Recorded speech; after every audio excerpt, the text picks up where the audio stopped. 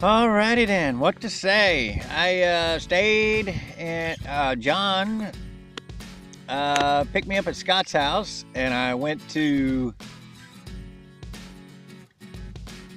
uh, out Coon Hollow or Coon something, Coon Hollow, I think. That's wherever his campsite is. Stayed there a day or two, uh,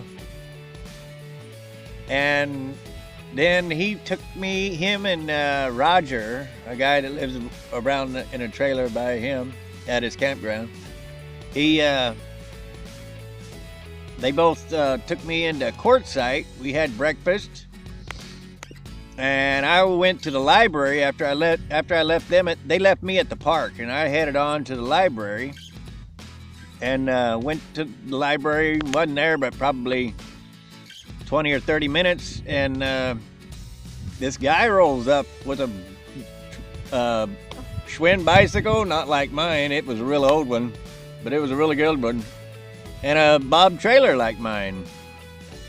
And so we got to talking and everything, and we rode around for a little while, and he showed me where the water hole was, where you get water and everything, and then we went out to out in the middle of nowhere, some creek. The wind was blowing really bad, and it was supposed to get even worse later on that night, and it did get worse later on that night. And he set up one part of the creek, and I went on down a little ways and set up there. And so then we left out. He says it was like 5 or something like that, and he says, we might ought to start packing it up. He says, the wind's died down right now, but he says as soon as that sun comes up, or before that sun comes up, it'll start blowing real hard again. So we packed up, and we went to Carl's Jr., I think it was, or something. Whatever the one with the star is. I think it's Carl's Jr. And we stayed there, I don't know, 3 or 4 hours, just messing around with the internet. $1 coffee, all you can drink. So we sat there 3 or 4 hours, and then we went, where'd we go next? Oh, a couple of his friends stopped by, and we talked. You know, he told me all kinds of stuff about traveling and everything, his adventures. I don't remember his name. So we went to McDonald's, and that other guy rode off and did something, and after we left Carl's Jr., we just went behind McDonald's and had a little bite to eat. I ate peanut butter, and he ate cereal. So then we went on into McDonald's, and there his friend was again, so we talked a little bit more, but he didn't stay very long. He had to leave. And from there, we went, what happened next?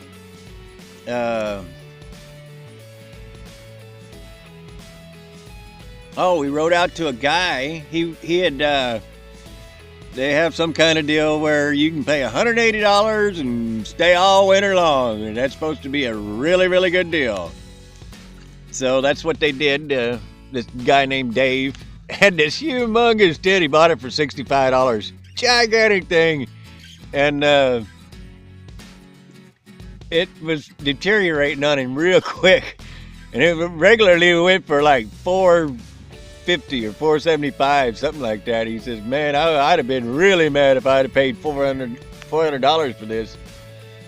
And so we sat and talked, and he talked about going up to north on the Pacific Coast Highway Trail, 101 and 1 and all that stuff.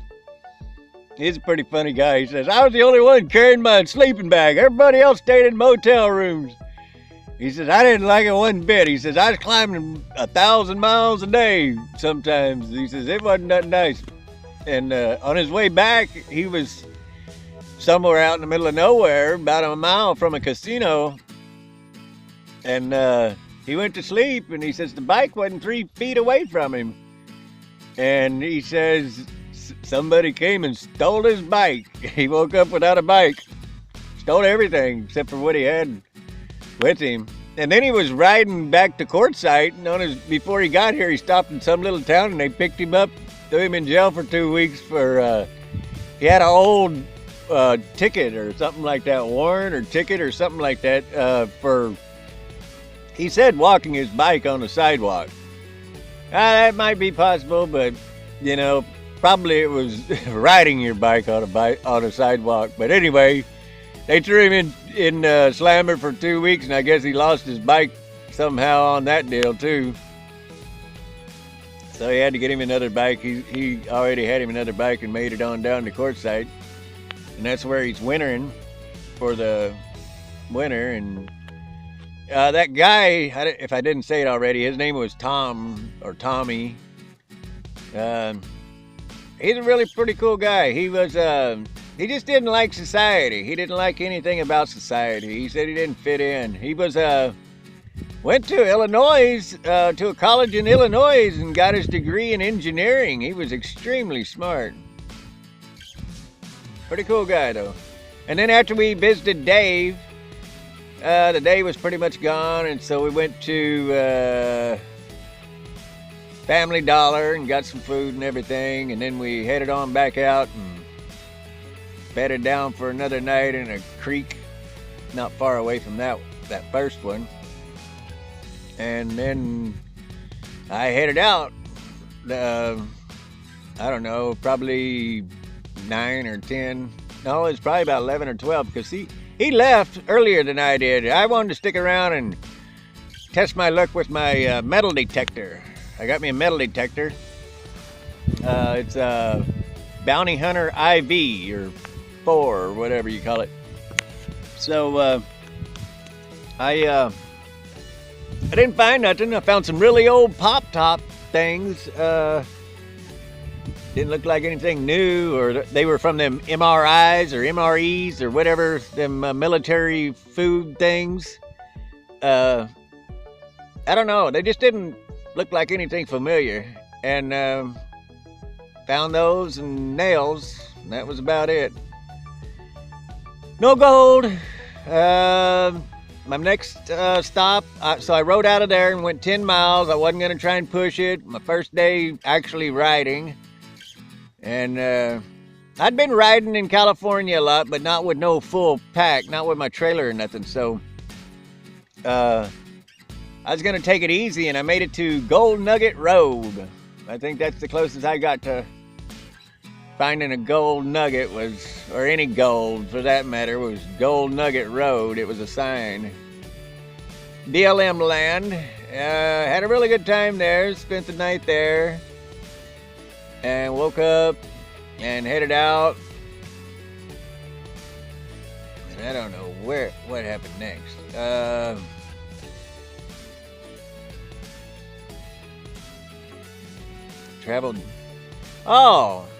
Traveled 30 miles or whatever it was, however far it was, to Burnt Well Rest Area. Was that it? No, that's the last one I went to. Anyway, I left there and went to a rest area. Traveled to a rest area. Wait a minute, let me remember now. Yeah, I traveled to,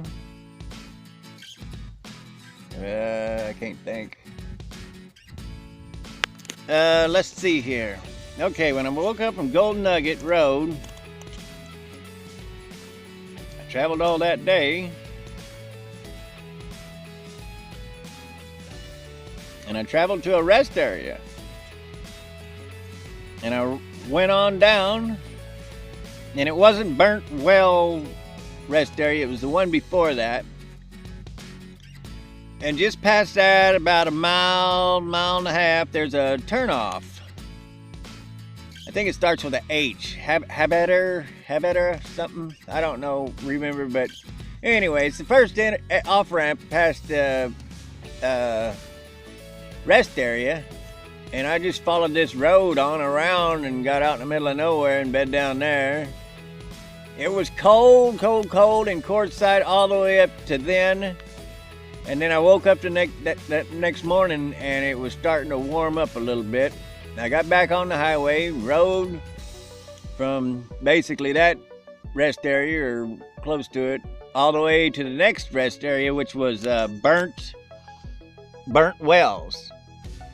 And I got there probably about 3, and then rode from 3.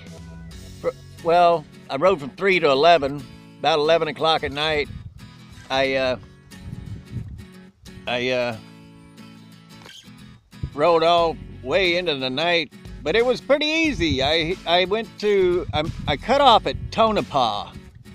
I stayed on the 10 after I left Burnt Wells, and I got off at Tonopah and just kind of went down this road, that road, 355th Avenue or something like that, to Narramore, to U.S. Highway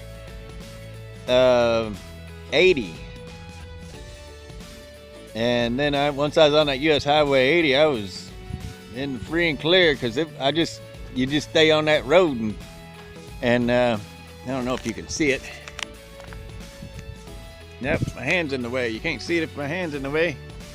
Back that way, right around in here, is a river, a couple of rivers, and a dam, and I don't know what all's there.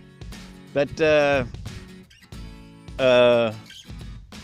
so this is where I'd planned to stay, looking on the map, and I don't know if you can see it, but back there is the road. It comes off that river there. There was people out there, all out in there, I can't hardly point to it, out in there with flashlights and big lights last night, hollering and laughing and giggling. I don't know what that was all about. But anyway, I got here, and I haven't been pitching my tent.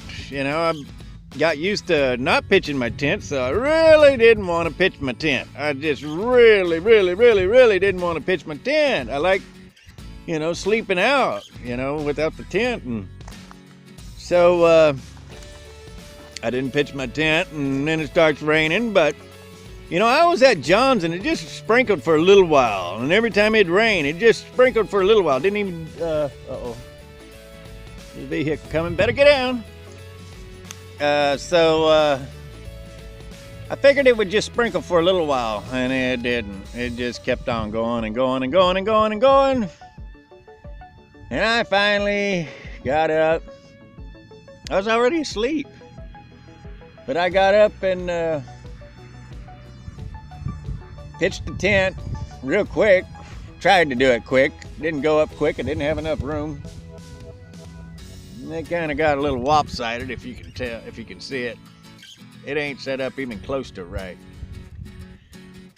And things got wet and muddy, but it's all dry now. It's all good to go. We're supposed to go to, you can see it right behind me, that way. Let's see. Yeah, I'm pointing that way. In that direction there is Gila Bend. But the rain was really bombarding Gila Bend for the last, 2 or 3 hours. And so I've just been hanging out here. I called Mom and Donnie and seen what they had to say about the weather. Well, I called Mom and Donnie was there. And so Donnie looked it up on her weather deal to see how it was, and she said her weather thing, radar thing, weather app or whatever, wasn't all that great, and she couldn't really tell me anything or something.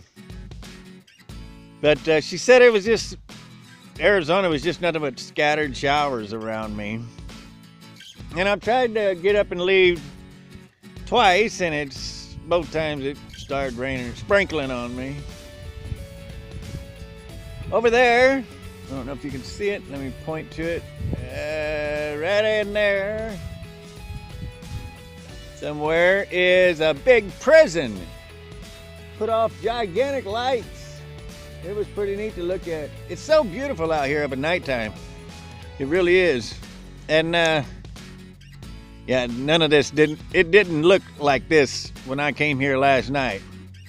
I completely had it all in my mind that it looked a different way, but you can't really tell what it looks like until of a morning. See, look at there. Let me point to it. Is that it? Yeah, a little bit right. There, right out in there. It is raining like crazy over there. I don't know if you can tell it, but yeah, it's really raining like crazy. And that's the storm that was hitting Gila Bend. It's a bad one. We're getting this rain out of Mexico, Baja California, and stuff like that. So, and it's supposed to, I guess, sprinkle on and off today, and then be done tomorrow, Friday, and then back again Saturday. Really bad Saturday. So I'm kind of thinking, I don't know, but I'm kind of thinking head up to Maricopa. And I've been to Maricopa before, but it was back in 2001 or 2. It's been a long time, so I don't really remember a lot about it. But anyway, and then from Maricopa, just kind of head due east as much as I can to Florence. And at Florence, there's a road that takes you into Tucson. And it's supposed to have a campsite, some kind of state park or national forest or something around in there that you can camp at. So I'm thinking kind of on that idea, but I'm not for sure. And so that's what I got. I don't know. Don't want to really leave Gila Bend and ride down Interstate 10. I got a heck of a lot of flat tires there on that stretch from Gila Bend to Casa Grande. Well, actually, where the Maricopa Road, the road that you turn on the 10, if you leave Gila Bend and you're heading east, that road that takes you to Maricopa, from there to Gila Bend is where I got a ton of flats. You know, it's just one right after another, and they wouldn't patch up. I don't want to mess with that again, and I want to kind of stay more north because all the weather's south, and I'm just on the outskirts of it. Probably can't tell it, but I am. And so that's what we're thinking right now. I don't know if you can see it. Let's see if you can see it. Where is it at? I can't see my finger. I gotta move the camera. Well, just left of that bush, I guess it'd be. It is raining like crazy over there. So I don't know. Sure is pretty out here though. I'm just sitting back and listening to music, drinking coffee, ate oatmeal, just taking it easy. It's really nice. All you hear out here is the helicopters and the airplanes flying over. Apparently the airplanes come from this direction over here, and then they must be heading to, I would assume, Tucson. But they fly right up over in here, right across here. Pretty neat. Over there was some guys shooting this morning. I guess it's some kind of hunting season, but they were shooting a lot, so I'm kind of thinking it might have been dove or quail or something. Oh, and last night, right out in here, all of this area was nothing but coyotes. Coyotes, and more coyotes. One would bark down here, and then 3 or 4 of them would be over here barking. howling, trying to jump up the rabbits. They got a little close, a little bit close, but they don't mess with you. I don't know. And, but I thought they were a little bit too close for me, but they're just trying to jump up a rabbit. They just want something to eat. They don't have no intentions of messing with me. I think when they smell a human, they just go away, you know. They don't want to mess around with it. They know that's something you don't mess with. And so they don't. They're just out here trying to jump rabbits. Usually when they're out trying to jump rabbits, though, it's a full moon. That's when I mostly hear them. I don't usually hear them if there ain't a full moon. And there ain't a full, it ain't even close. It's like a half a full moon. Half a moon. Whatever you call it. So, yeah. And that river, I think there's 2 of them or something, are right out in that area. Right out in there. Right just below that black, if you can see it. I don't know what you can see. It looks all real dark on my tablet. I tried to lighten it up, but oh, there we are. Hello! Hey, looking a little scruffy. Got me a gray beard going on. Looks like a little sunburn too. Wow, that is sunburn. I didn't know I was sunburned. So yeah, there's my camp tent and everything. Everything's going good. Ain't complain. Had a good time so far. It's just this rain. I don't know what to do about it. Don't know what to do about it. Everything's holding up though, real good. No flat tires. Shoot. But every time I do try to pack up and leave, it starts sprinkling on me. And I'm pretty sure I'm gonna wrap all my stuff in that brown tarp. I don't know if you can see it. That brown tarp over that tent. I just stick that in the bottom of the trailer and put everything down into the trailer and then wrap the sides up around it.